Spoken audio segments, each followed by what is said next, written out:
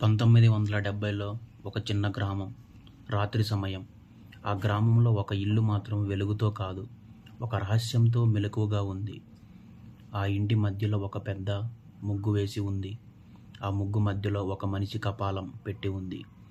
ఆ కపాలం ముందే ఒక మాంత్రికుడు కూర్చొని లోతైన గాలంతో మంత్రాలు జపిస్తున్నాడు.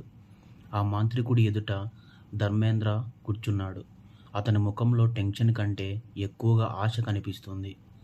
మాంత్రికుడు నెమ్మదిగా మాట్లాడాడు. ఈ పూజ పూర్తయితే నీకు చాలా బంగారం, వజ్రాలు దొరుకుతాయి. నీ జీవితం మారిపోతుంది అని చెప్పి ధర్మేంద్రను చూస్తూ, నేను చెప్పిన దానికి నువ్వు ఒప్పుకుంటావా అని అడిగాడు. ధర్మేంద్ర ఒక క్షణం కూడా ఆలోచించకుండా, సరే స్వామి, నాకు ఆ ధనం కావాలి, పూజ కొనసాగించండి అని చెప్పాడు. అప్పుడు ఆ మాంత్రికుడు ఒక ముఖ్యమైన విషయం చెప్పాడు. నీ ఇంట్లోనే నీకు కావాల్సిన ధనం ఉంది, కానీ దాన్ని పొందాలంటే ఒక బలి ఇవ్వాలి అని అన్నాడు. ఆ మాటలు విన్నాక కూడా ధర్మేంద్ర వెనక్కి తిరగలేదు. డబ్బు కోసం తనలో ఉన్న మానవత్వాన్ని పూర్తిగా వదిలేశాడు. మాంత్రికుడు వెళ్ళి తీసుకురా అని చెప్పగానే ధర్మేంద్ర లోపలికి వెళ్ళి తన చెల్లిని తీసుకొని వచ్చాడు. ఆమె గందరగోళంగా అడిగింది, అన్నా, ఇది ఏమిటి? నన్నెందుకు ఇక్కడికి తీసుకొచ్చావు? నన్ను వదిలేయి అనింది. ఆమె మాటల్లో భయం, నమ్మకం రెండూ కలిసిపోయాయి. కానీ ధర్మేంద్రకి అవేమీ వినిపించలేదు. అతను కోపంగా, నిన్ను బలి ఇస్తే నా జీవితం మారిపోతుంది, ధనం వస్తుంది, అందుకే తీసుకువచ్చాను అని చెప్పాడు. ఆమె ఏడుస్తూ, అన్నా, నేను నీ చెల్లిని, నన్ను వదిలేయి, ఇలా ఎందుకు చేస్తున్నావు అని వేడుకుంది. కానీ అప్పటికే ధర్మేంద్రలో ఉన్న మనిషి చనిపోయాడు. అతనిలో దయ లేదు. ఆమెను కట్టేసి పూజ మధ్యలో కూర్చోబెట్టారు.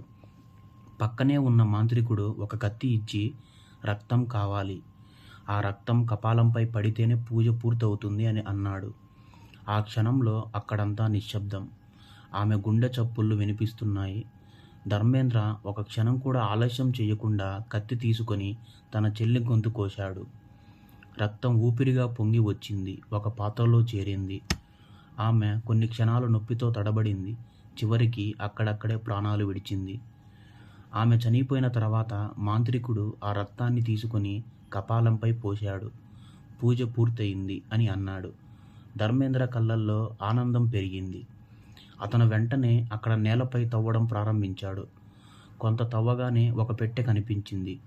ఆ పెట్టెను బయటికి తీసి తెరిచాడు. అందులో బంగారం, వజ్రాలు, వెలుగులు విరిజిమ్మాయి.